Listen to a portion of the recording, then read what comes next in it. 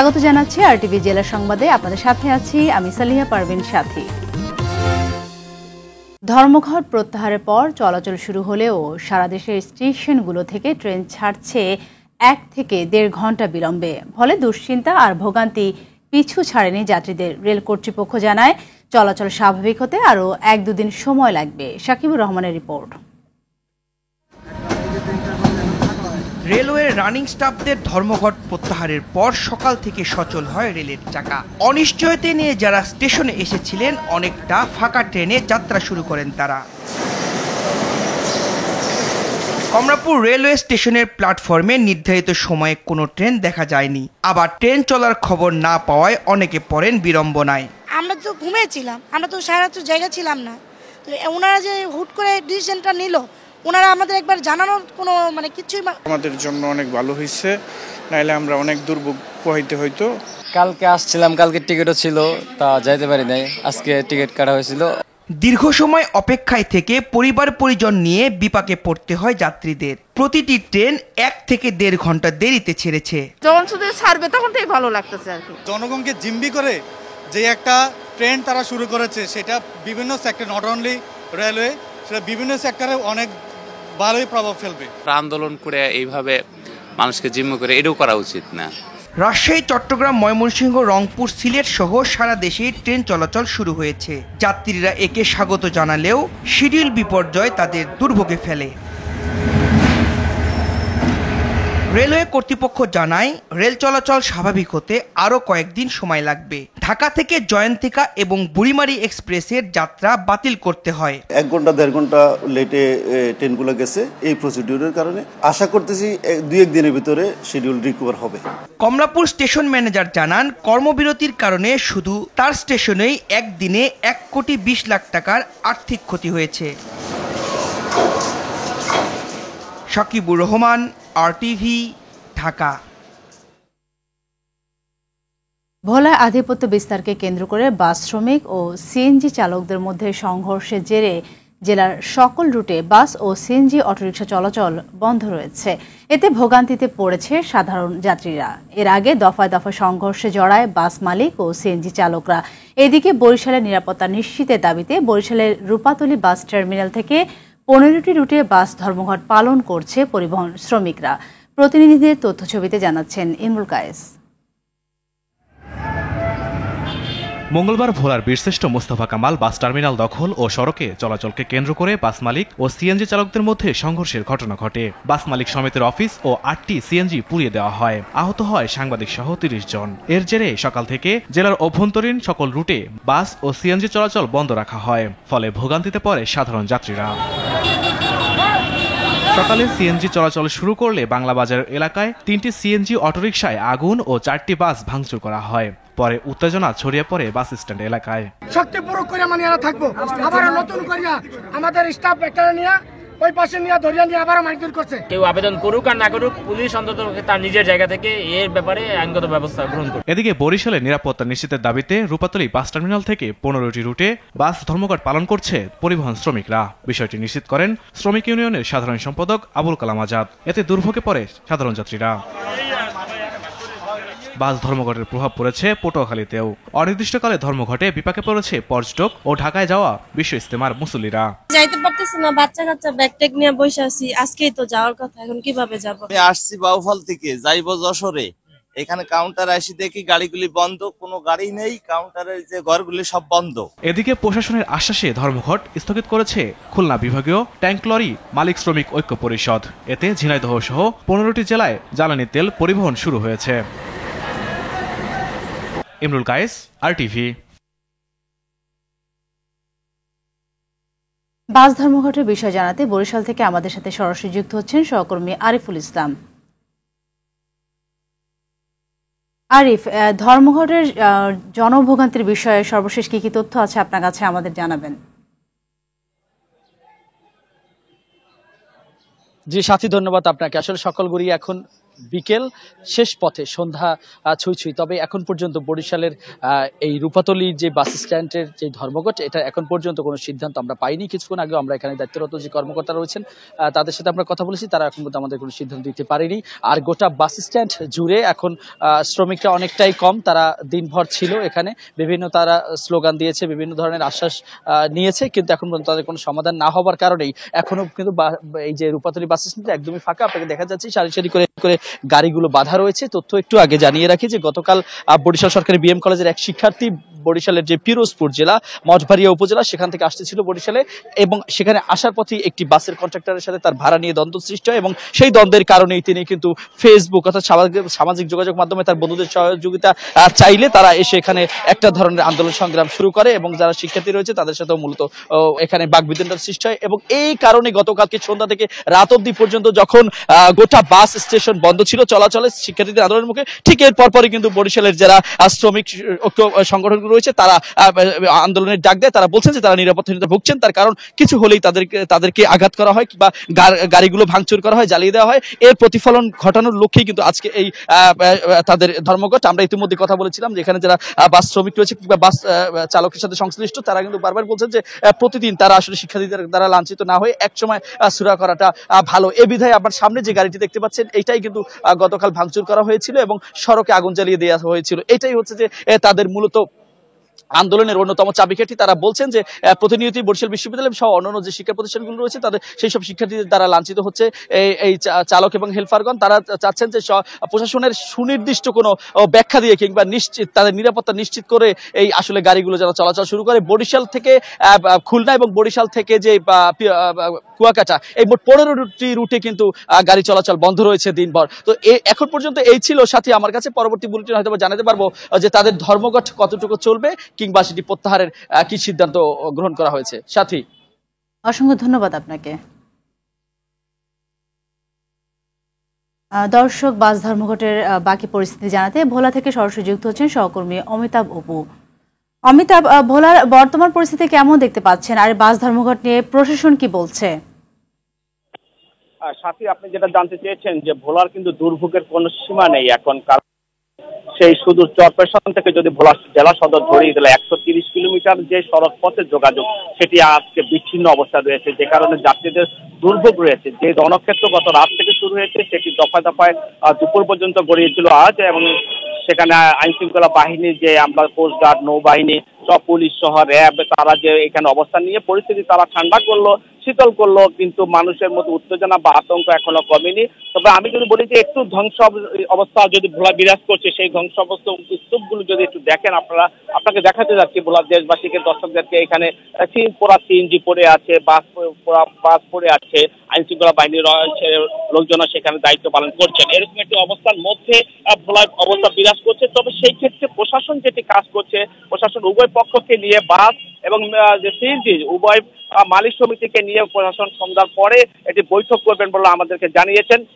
আরেকটি কথা আপনাদেরকে জানিয়ে রাখি যে এখানে রাজনৈতিক মহলে যে জেলা বিএনপি সভাপতি এবং সদস্য সচিব সহ সবাই কিন্তু চাচ্ছেন যে এই যে উত্তেজনা একটি পরিস্থিতি রয়েছে এটি যেন শিথিল হয়। তারা জেলা প্রশাসনকে অনুরোধ জানিয়েছেন বলে আমাদেরকে জানিয়েছেন। আরেকটি বিষয় আপনাদেরকে জানিয়েছি, বাস মালিক সমিতির একটি দাবি হচ্ছে যে এই বাস টার্মিনালটি তারা গত 27 বছর ধরে ব্যবহার করছেন, তারা একচ্ছত্রভাবে তারা দাবি করছেন এটি তাদের নিয়ন্ত্রণে থাকার জন্য।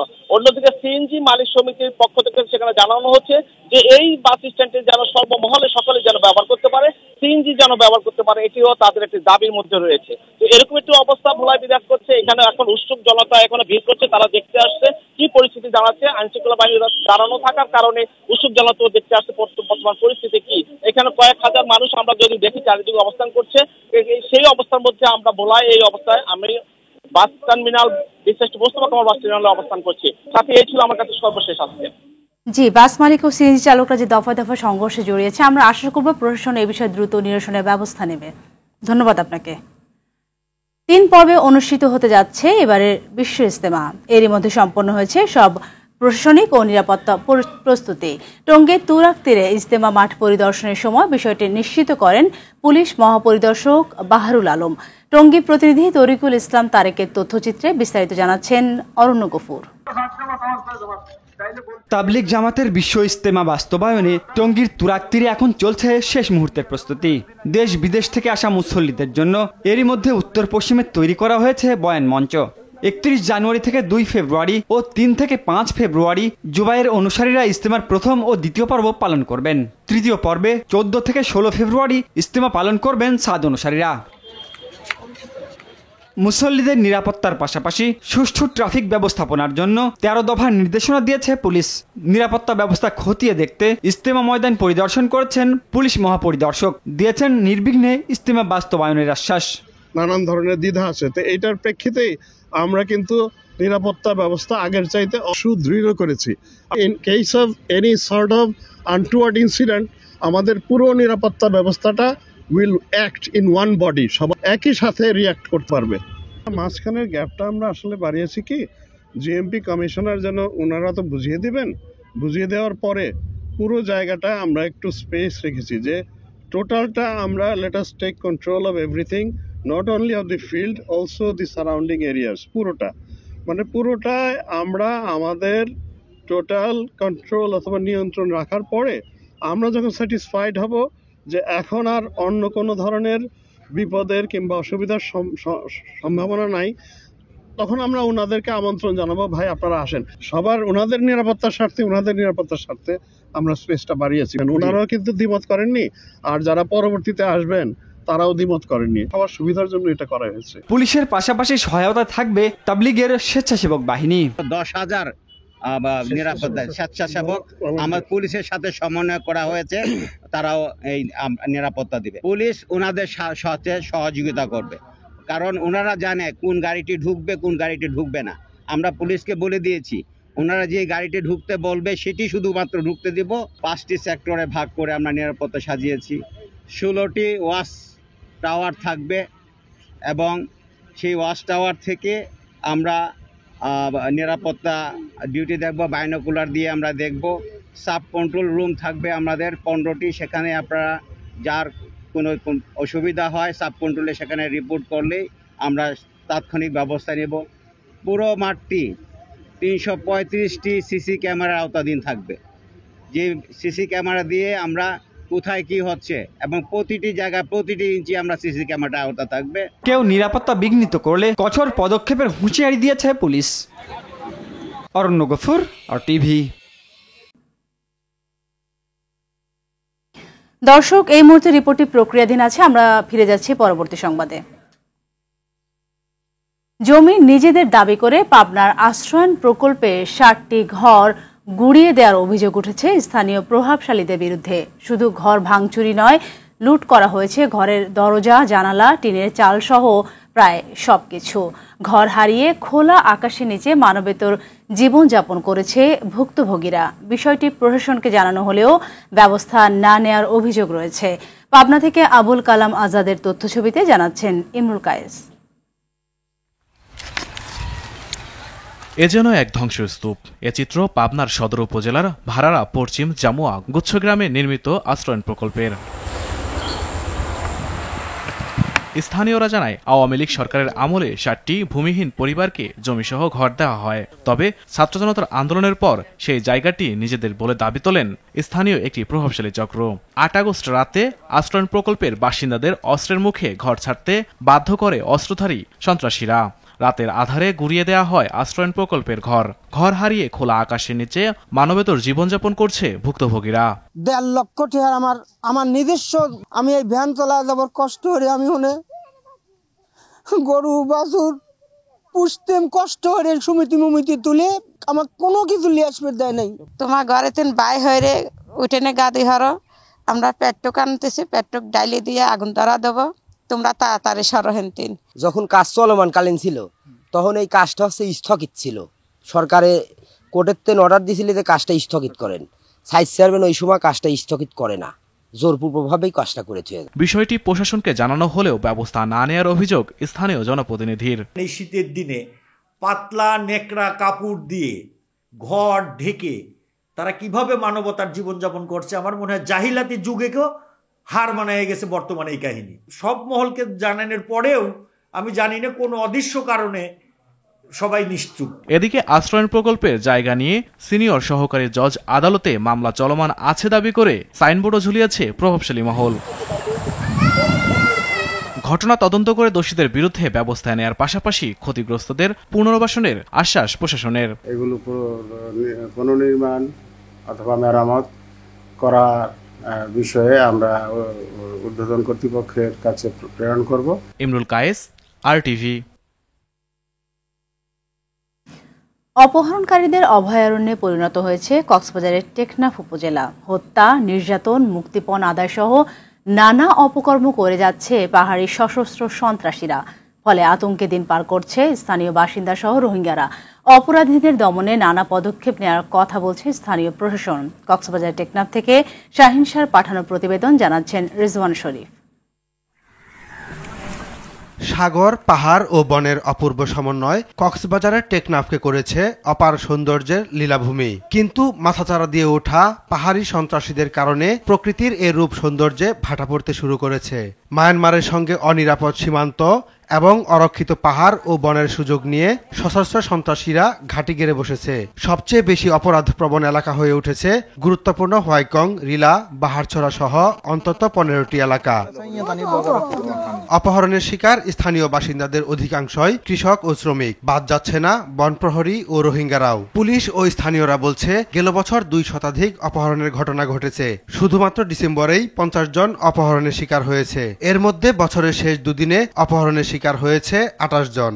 আমার কষ্ট নিয়ে অনেক মারছে, এখানে মারছে আমাকে জবাই দিবার জন্য সন্ত্রাসী কর্তৃক এবং পাহাড়ি সন্ত্রাসী কর্তৃক শুধুমাত্র টেকনাফ উপজেলায় গত 2 বছরে 284 জন অপহরণের শিকার হয়েছে।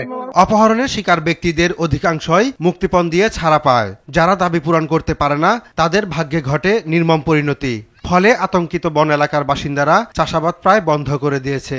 উৎপাদন করার চেয়ে তো তাদের জীবনের সংখ্যাটা অনেক বেশি, তো সেখান থেকে তারা আসলে নিরুৎসাহিত হচ্ছে যে ওখানে গিয়ে। এবং অনেক কৃষকও আমার কাছে আসছে, তারা বলছে যে স্যার আমি তো ওখানে ফসল ফলাইছি কিন্তু ওটা আনতে পারতেছি না। অপরাধ নিয়ন্ত্রণে কাজ করার কথা জানান থানার ভারপ্রাপ্ত কর্মকর্তা। আর পাহাড়ি জনপদকে নিরাপদ রাখতে প্রয়োজনে সেনাবাহিনীর সহযোগিতা নেয়ার কথা জানান র্যাব কর্মকর্তা। এবং যারা অপহরণকারী চক্রের সদস্য এবং মূল হোতা তাদেরকে ধরার জন্য আমরা চেষ্টা করতেছি এবং তাদেরকে আমরা আইনের আওতায় নিয়ে আসব এবং এই বিষয়ে কোনো ছাড় নেই। সকল বাহিনী মিলে একটা যৌথ অভিযান পরিচালনা করার ব্যাপারে আমরা আগেও বলেছি, তবে এখন এটা আসলে খুব বেশি জরুরি হয়ে দাঁড়িয়েছে যাতে আমরা এ ধরনের ঘটনা আর না ঘটে এবং কমে যায়, নিয়ন্ত্রণে রাখা যায়। সেজন্য আমরা খুব দ্রুত এটা আমরা শুরু করব। পুলিশ বিভাগের তথ্য মতে গেল 1 বছরে উপজেলায় 43টি অপহরণ মামলা হয়েছে। শতাধিক অপহৃতকে উদ্ধার এবং 64 জন অপরাধীকে গ্রেপ্তার করা হয়েছে। রেজওয়ান শরীফ, RTV। 3 পর্বে অনুষ্ঠিত হতে যাচ্ছে এবারের বিশ্ব ইজতেমা। এরই মধ্যে সম্পন্ন হয়েছে সব প্রশাসনিক ও নিরাপত্তা প্রস্তুতি। টঙ্গীর তুরাগ তীরে ইজতেমা মাঠ পরিদর্শনের সময় বিষয়টি নিশ্চিত করেন পুলিশ মহাপরিদর্শক বাহারুল আলম। টঙ্গী প্রতিনিধি তরিকুল ইসলাম তারেকের তথ্যচিত্রে বিস্তারিত জানাচ্ছেন অরণ্য গফুর। তাবলিগ জামাতের বিশ্ব ইজতেমা বাস্তবায়নে টঙ্গীর তুরাগ তীরে এখন চলছে শেষ মুহূর্তের প্রস্তুতি। দেশ বিদেশ থেকে আসা মুসল্লিদের জন্য এরই মধ্যে উত্তর পশ্চিমে তৈরি করা হয়েছে বয়ান মঞ্চ। 31 জানুয়ারি থেকে 2 ফেব্রুয়ারি ও 3 থেকে 5 ফেব্রুয়ারি জুবাইয়ের অনুসারীরা ইজতেমার প্রথম ও দ্বিতীয় পর্ব পালন করবেন। তৃতীয় পর্বে 14 থেকে 16 ফেব্রুয়ারি ইজতেমা পালন করবেন সাদ অনুসারীরা। মুসল্লিদের নিরাপত্তার পাশাপাশি সুষ্ঠু ট্রাফিক ব্যবস্থাপনার জন্য 13 দফার নির্দেশনা দিয়েছে পুলিশ। নিরাপত্তা ব্যবস্থা খতিয়ে দেখতে ইজতেমা ময়দান পরিদর্শন করেছেন পুলিশ মহাপরিদর্শক, দিয়েছেন নির্বিঘ্নে ইজতেমা বাস্তবায়নের আশ্বাস। নানান ধরনের দ্বিধা আছে, তো এইটার প্রেক্ষিতেই আমরা কিন্তু নিরাপত্তা ব্যবস্থা আগের চাইতে অনেক সুদৃঢ় করেছি। আপনারা দেখবেন সবার ওনাদের নিরাপত্তার স্বার্থে আমরা স্পেসটা বাড়িয়েছি। ওনারাও কিন্তু দ্বিমত করেননি, আর যারা পরবর্তীতে আসবেন তারাও দ্বিমত করেননি। সবার ওই নিয়েই মতামত নিয়ে আমরা সবার সুবিধার জন্য এটা করা হয়েছে। পুলিশের পাশাপাশি সহায়তা থাকবে তাবলিগের স্বেচ্ছাসেবক বাহিনী। 10,000 নিরাপত্তা স্বেচ্ছাসেবক আমার পুলিশের সাথে সমন্বয় করা হয়েছে, তারাও এই নিরাপত্তা দিবে। আর মূলত পুলিশ ওনাদের সাথে সহযোগিতা করবে, কারণ ওনারা জানে কোন গাড়িটি ঢুকবে কোন গাড়িটি ঢুকবে না। আমরা পুলিশকে বলে দিয়েছি ওনারা যে গাড়িতে ঢুকতে বলবে সেটি শুধুমাত্র ঢুকতে দেব। কেউ নিরাপত্তা বিঘ্নিত করলে কঠোর পদক্ষেপের হুঁশিয়ারি দিয়েছে পুলিশ। অরণ্য গফুর, RTV।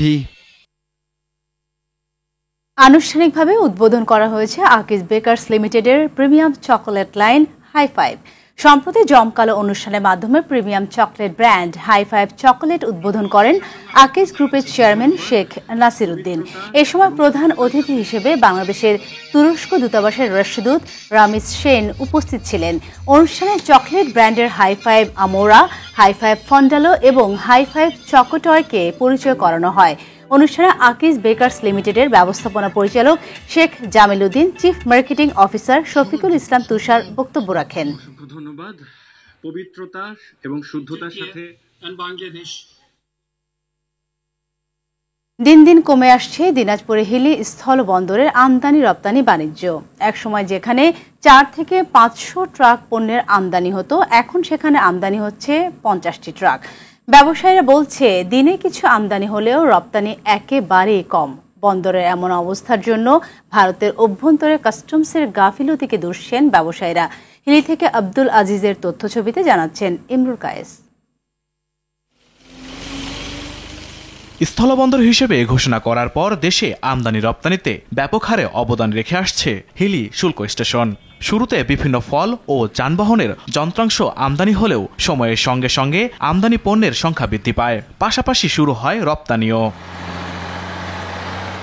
বন্দর কর্তৃপক্ষ ও ব্যবসায়ীরা জানায় একসময় এই স্থলবন্দর ব্যবহার করে প্রতিদিন 4 থেকে 500 ট্রাক পণ্যের আমদানি হতো। তবে ভারতের অভ্যন্তরে কাস্টমস জটিলতায় আমদানিতে ভাটা পড়েছে, বিপাকে পড়েছে ব্যবসায়ীরা।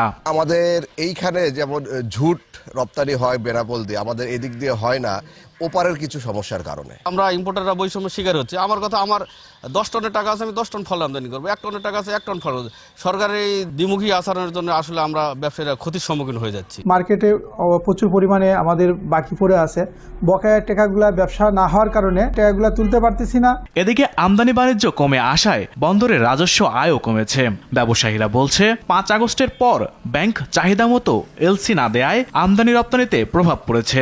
ফেসিলিটি সরকারের বিদায়ের পরে ব্যাংকের থেকে আমরা কোনো রকমের এলসি আমরা পাইনি, ডলার ঘাটতি, যার কারণে আমদানি নিরুৎসাহিত হয়ে যায়, ব্যবসায়ীরা এলসি করতে পারেনি। ধাপে ধাপে ডলারের দাম বৃদ্ধি হওয়ার কারণেও আমদানিকারকেরা ব্যবসা পরিচালনা করতে পারেনি। তবে আমদানিকৃত সকল পণ্য ছাড়করণে সব ধরনের সহযোগিতা করছে স্থলবন্দর কর্তৃপক্ষ।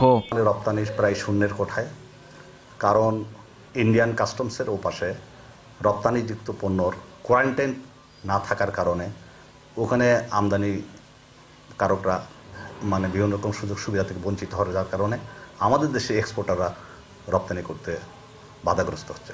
ইমরুল কায়েস, RTV। দর্শক, জেলা সংবাদের বাকি অংশ দেখতে থাকুন RTVর ফেসবুক পেজে।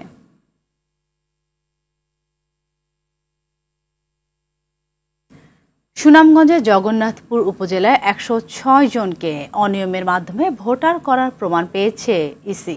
জনপ্রতি 1 লাখ টাকার বেশি ঘুষ নেওয়া হয়। এই ঘটনায় 9 জনের বিরুদ্ধে মামলা করেছে নির্বাচন কমিশন। আগারগাঁও নির্বাচন কমিশন ভবনে জাতীয় পরিচয় নিবন্ধন অনুবিভাগের মহাপরিচালক ASM হুমায়ুন কবির সাংবাদিকদের একথা বলেন। মহাপরিচালক জানান, এই ঘটনায় থানা নির্বাচন কর্মকর্তা ও ডাটা এন্ট্রি অপারেটরকে সাময়িক বরখাস্ত করা হয়েছে, তাদেরকে আটক করা হয়েছে। এ সময় তিনি জানান, ভোটার তালিকা হালনাগাদ কার্যক্রমে এখন পর্যন্ত ভোটার 17,07,570 জনের তথ্য সংগ্রহ করেছে নির্বাচন কমিশন। গতকাল এই মামলাটি দায়ের করা হয়েছে। রোহিঙ্গাদের ভোটার করা হচ্ছে বা বিদেশিদেরকে তাদের অবর্তমানে ভোটার করা হচ্ছে। থাম্ব ইমপ্রেশন আরেকজনেরটা দিয়ে ভোটার বানানো হচ্ছে। আপনারা কি ব্যবস্থা নিতে চাচ্ছেন বা নিতে পারবেন? তো তারই আলোকে আমরা এই কাজটা করেছি এবং এই ক্ষেত্রে আমরা মনে করছি যে আমরা সঠিকভাবে ওদেরকে ধরতে পেরেছি।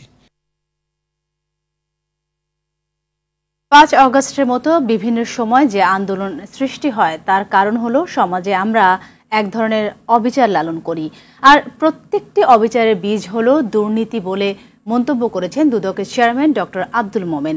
দুপুরে কুমিল্লায় দুর্নীতি দমন কমিশনের ১৭০তম গণশুনানির উদ্বোধনী অনুষ্ঠানে তিনি এ কথা বলেন। এ সময় তিনি আরো বলেন, আমাদের সবার আকাঙ্ক্ষা ন্যায় বিচার ভিত্তিক সমাজ প্রতিষ্ঠা করতে প্রয়োজন দুর্নীতি প্রতিরোধ এবং দুর্নীতি প্রতিরোধের সদিচ্ছা।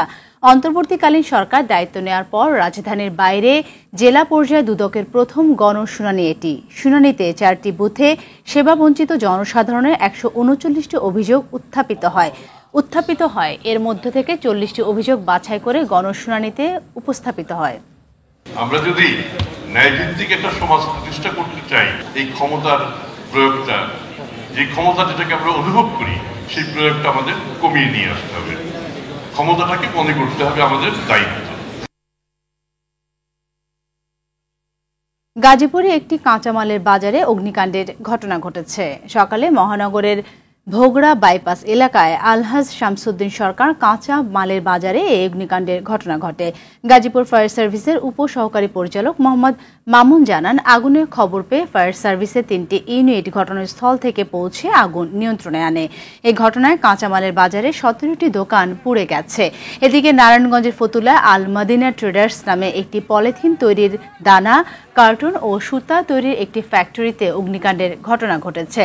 স্থানীয় ও কারখানা কর্তৃপক্ষ জানায়, কারখানার পাশে একটি প্রজেক্টের অনুষ্ঠানে আতশবাজি ফোটানো হয়। এর কিছুক্ষণ পর আগুনের স্ফুলিং পড়ে কারখানার একটি পাশে আগুন লেগে যায়।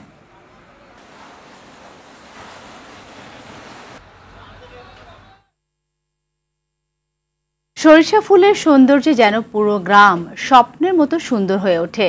শুধু এর সৌন্দর্য নয়, সরিষা থেকে উৎপাদিত তেল ও ফুল থেকে মধু সংগ্রহ করা হয়। এটি অর্থকারী ফসল হয়ে ওঠায় দিন দিন বাড়ছে এর কদর। আবহাওয়া অনুকূলে থাকায় চলতি বছর দেশের বিভিন্ন জেলায় সরিষার আবাদ হয়েছে। সরিষার আবাদ নিয়ে প্রতিনিধিদের পাঠানো প্রতিবেদন জানাচ্ছেন সৈয়দা সামিয়া তামান্না। যতদূর চোখ যায় দেখা মিলছে হলুদ ফুলের সমারোহ। সিরাজগঞ্জের তারাস, উল্লাপাড়া, রায়গঞ্জ, শাহজাদপুর সহ জেলা জুড়ে সরিষার আবাদ করেছে চাষিরা। ভোজ্য তেলের চাহিদা বাড়ায় ভালো দাম পাওয়ার আশায় সরিষা চাষে ঝুঁকছে তারা। গেল বছরের চেয়ে এবছর প্রায় 2,500 হেক্টর বৃদ্ধি পেয়ে 87,125 হেক্টর জমিতে সরিষার আবাদ হয়েছে। 2,500-3,000 টাকা খরচ হবেই মোটামুটি সব সম্পূর্ণ দিয়া। আবার তো 9,000 টাকা শস্য আল্লাহ তো আমার দিবি, সেই নিয়াতে আমরা আবাদ করেছি। আমি 8 বিঘা জমি করছি, গতবারের চেয়ে এবার মনে হচ্ছে ভালো। সরকারি পরিকল্পনা অনুযায়ী সরিষার আবাদ বাড়ানোর লক্ষ্যে কৃষকদের উৎসাহ ও কারিগরি সহায়তা দিচ্ছে কৃষি বিভাগ। আমাদের গত বছর সরিষা হয়েছিল 85,170 হেক্টর, আর এবার আমাদের হয়েছে 87,125 হেক্টর, মানে গত বছরের চেয়ে প্রায় 2,000 হেক্টর সরিষা বেশি। কৃষি বিভাগ আমাদের ভালো বীজ, সুষম সার, অন্যান্য পরিচর্যা সহ এই পরামর্শ দেওয়ার কারণে এবার কিন্তু মাঠে সরিষা খুবই ভালো আছে। কিশোরগঞ্জেও আবহাওয়া অনুকূলে থাকায় সরিষার বাম্পার ফলনে এবার তৃপ্তির হাসি ফুটেছে কৃষকদের। জেলায় 12,500 হেক্টর জমিতে সরিষার আবাদ হয়েছে। পুরো ধান আবাদের আগে আমরা যথেষ্ট পরিমাণ সময় পাওয়া যায়। এই সময়ের ভিতরে আমরা যদি সরিষা করি, তা আমরা সরিষা বীজ দিয়ে তেল হয় এবং জমির উর্বরতা বাড়ে। প্রায় 4-5 হাজার টাকার মতো খরচ হয়েছে, তবে খরচ তো উঠবই, লাভবান হইয়া। ভোজ্য তেলের চাহিদা মেটাতে রাজবাড়িতেও বেড়েছে সরিষার চাষ। শুধু তেল নয়, সরিষার ফুল থেকে মধু সংগ্রহ করা হচ্ছে। সরিষা খেতে মৌবাক্স বসিয়ে চলতি মৌসুমে 10 লাখ টাকার মধু সংগ্রহ করা হয়েছে বলে জানান সংশ্লিষ্টরা। ধান ক্ষেত করার পরে জমিটা খালি পড়ে থাকে, যার ফলে আমরা পরে শস্য বললে আমরা কিছু ফসল উন্নতি পাই। এই মাঠে এবার ধনে, কালো জিরে, মধু ভালো পাচ্ছি আমরা। প্রায় আমরা 3 কালেকশনে প্রায় 26 মণ মধু পেয়েছি। সৈয়দা সামিয়া তামান্না, RTV। দিনাজপুরের হিলিতে এক প্রবাসীর বাসায় ডাকাতির ঘটনা ঘটেছে। মঙ্গলবার রাতে উপজেলা কালীগঞ্জ এলাকাতে এই ডাকাতির ঘটনা ঘটে। এ সময় ডাকাতরা 17 ভরি স্বর্ণ ও নগদ 5.5 লক্ষ টাকা লুট করে নিয়ে যায়। এদিকে ডাকাতির ঘটনায় তদন্ত করে ব্যবস্থা নেওয়ার আশ্বাস দিয়েছে হাকিমপুর থানার অফিসার ইনচার্জ সুজন মিয়া।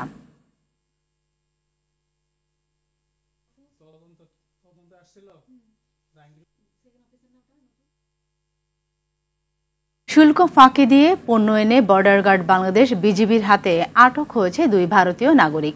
মঙ্গলবার রাতে আখাউড়া স্থলবন্দর এলাকা থেকে তাদেরকে আটক করে পুলিশে তুলে দেওয়া হয়। যানবাহন থেকে অবৈধ টোল চাঁদা আদায়কালে কুমিল্লায় 3 জনকে আটক করেছে সেনাবাহিনী।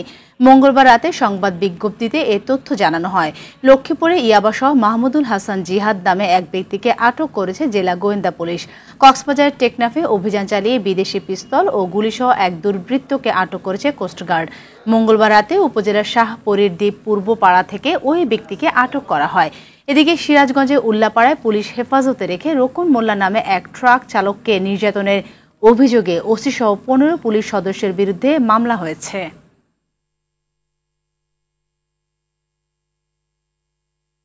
ব্রাহ্মণবাড়িয়া সরাইলে শেখ তানিয়া বেগম নামের 5 সন্তানের জননীকে হত্যার অভিযোগ উঠেছে স্বামীর বিরুদ্ধে। মঙ্গলবার রাতে ব্রাহ্মণবাড়িয়া জেনারেল হাসপাতালে চিকিৎসাধীন অবস্থায় ওই গৃহবধূর মৃত্যু হয়। ঘটনার পর থেকে স্বামী উজ্জ্বল মিয়া পলাতক। ঢাকা ধামরাইলে ইসলামপুরে বেকারিতে চুরির অপবাদে আব্দুর রহিম নামের এক শ্রমিককে পিটিয়ে হত্যার অভিযোগ উঠেছে। এই ঘটনায় 7 জনকে আটক করেছে পুলিশ। আশুলিয়ায় ডুবা থেকে এক যুবকের মৃতদেহ উদ্ধার করেছে পুলিশ। সকালে নবীনগর চন্দ্রা মহাসড়কের পাশে আশুলিয়ার বাইপাইল এলাকার একটি ডুবা থেকে তার মরদেহ উদ্ধার করা হয়। মাদারপুরে বাসের সাবেক চেকার রেজাউল শরীফকে কুপিয়ে জখম করার অভিযোগ উঠেছে সাবেক সহকর্মীর বিরুদ্ধে। দুপুরে পুরাতন বাস স্ট্যান্ড এলাকায় এ ঘটনা ঘটে।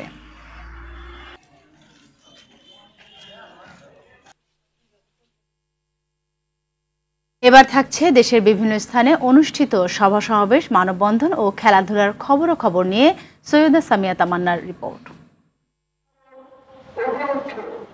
বরিশাল মহানগর ছাত্রদলের সাবেক যুগ্ম আহ্বায়ক ও জেলা স্বেচ্ছাসেবক দলের সাবেক সাধারণ সম্পাদক ও আহ্বায়ক রফিকুল ইসলাম জনির সাময়িক স্থগিতাদেশ প্রত্যাহারের দাবিতে মানববন্ধন করেছে জেলা স্বেচ্ছাসেবক দল।